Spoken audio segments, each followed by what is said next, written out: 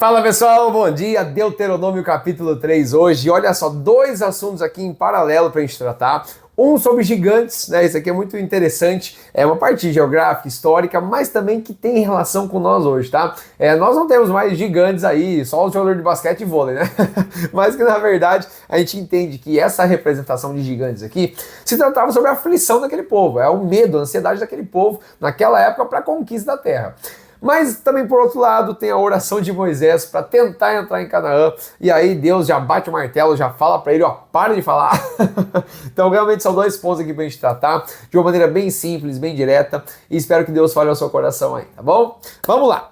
A epígrafe, a primeira epígrafe é: Moisés fala acerca de Og, rei de Bazã. Então Moisés faz questão de relatar esses dados aqui, dessa conquista ali sobre esse rei, sobre essa situação, que ele era um dos gigantes. E ali no versículo 11 fala assim das medidas do seu leito. Isso aqui é interessante, tá?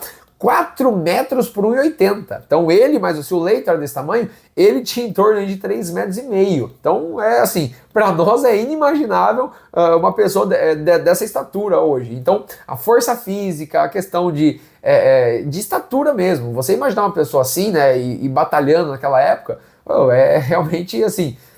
bem tenso, porque aquilo era a arma, entre aspas, daquele povo. Hoje nós não temos como comparar o aparato militar que nós temos hoje com naquela época, tá? Então, tanto a batalha de Davi com Golias, que a gente já viu representado aí diversas vezes em filmes, séries, desenhos, livrinhos e tudo mais, a gente já tem uma ideia. Mas quando você entende que aquele era o aparato militar daquela época, poxa vida, um homem de 3,5 metros é forte. Imagina o bíceps desse homem, imagina ele carregando aquela armadura. É assim, é inimaginável para nós. A gente consegue ter uma pequena visualização em alguns momentos, mas que é algo que Deus trabalha e mostra para nós um detalhe muito simples no versículo 2. Olha só o que Deus fala: não o temas.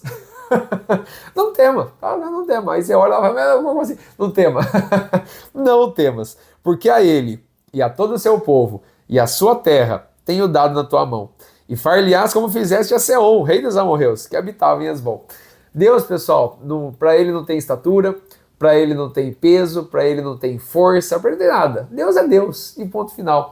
A palavra diz que Jesus vai derrotar os seus inimigos com um sopro.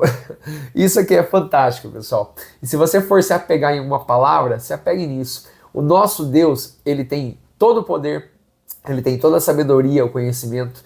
Não existe ninguém acima dele. Ele é o Criador dos céus e da terra. Dizendo Deus, quem vai poder agir?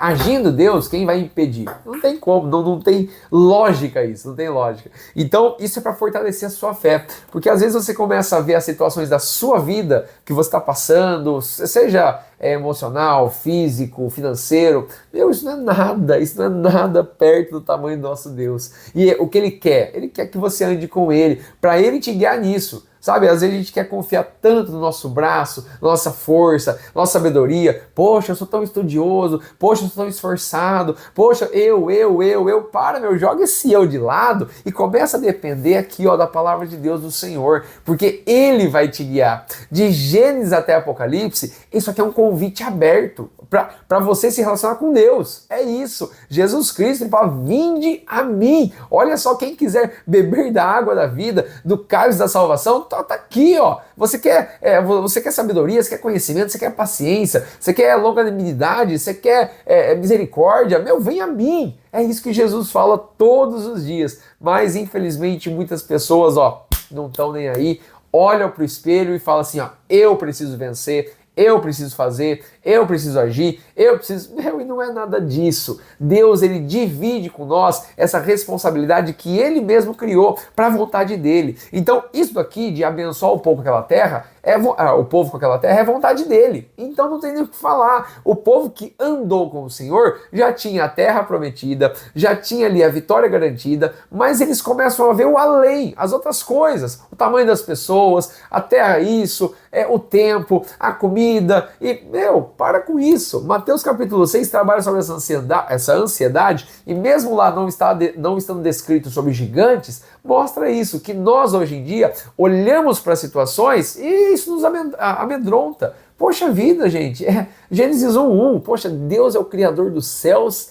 e da terra. Não existe poder maior que esse, maior que ele. Ele é o que rege a nossa vida. Então, sabe, às vezes a gente coloca esses empecilhos e começa a realmente assim, ter pensamentos destrutivos, pensamentos depressivos, de falência, disso. E não é assim que funciona. Deus não quer isso na sua cabeça, Deus não quer isso para você. Ele tem planos maravilhosos para você. E tudo se concentra em Jesus, em Jesus. E por que eu estou falando isso? Porque do versículo 1 ao versículo 22, nessa passagem aqui, vai deixar muito claro que o Senhor orienta Moisés, orienta Josué, fala para eles aqui duas vezes, por exemplo, para eles não temerem, não temas. Olha só, no 22, não os temais, porque o Senhor vosso Deus é o que batalha por vocês. Então olha isso, pessoal, é uma coisa, parece simples, e eu sei que não é, porque as nossas realidades são diferentes. Tem pessoas aqui que estão me assistindo, tem uma realidade que a gente não consegue nem descrever aqui.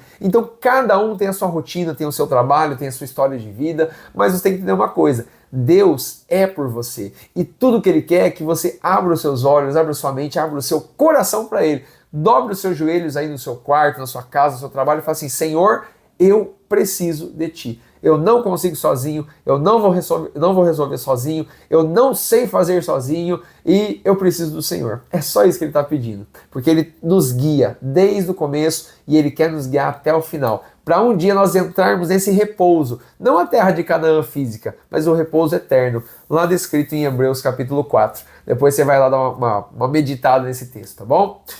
Um ponto interessante sobre ainda essa questão é o versículo 5. Todas essas cidades eram fortificadas com altos muros, portas e ferrolhos, além de outras muitas cidades sem muros. E Moisés fala: destruímos-las. Simplesmente Deus estando com eles, não há porta, não há ferrolho, não há nada que naquela época podia impedir, não tinha fortaleza, nada disso. Deus simplesmente é aquele que dá a vitória. E para nós hoje em dia, a gente não tem que ficar pulando muro, ficar quebrando corrente, ficar fazendo nada disso. Aí é daquela época, daquela situação. Mas nós temos que enfrentar burocracias, nós temos que enfrentar situações do cotidiano, doenças e tantas outras coisas envolvendo nossa família, amigos e o nosso dia a dia. Mas o Senhor está na frente, Ele nos garante a vitória. Ele nos mostra esse caminho. Jesus disse, né? Quando Ele fala, eu sou o caminho, é caminho para a salvação, é caminho para a solução, é caminho para a paciência, é caminho para tudo. Ele é o caminho para resolver a sua vida, resolver tudo mesmo, até chegar um dia com Ele nos céus. É isso que você precisa entender, tá bom, pessoal? E para fechar esse capítulo aqui, a oração de Moisés para entrar em Canaã.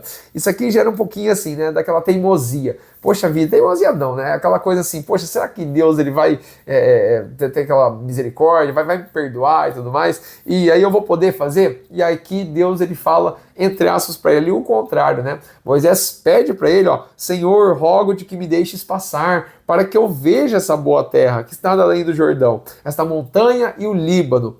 Olha só, versículo 26. Porém o Senhor indignou-se muito contra mim por causa de vocês.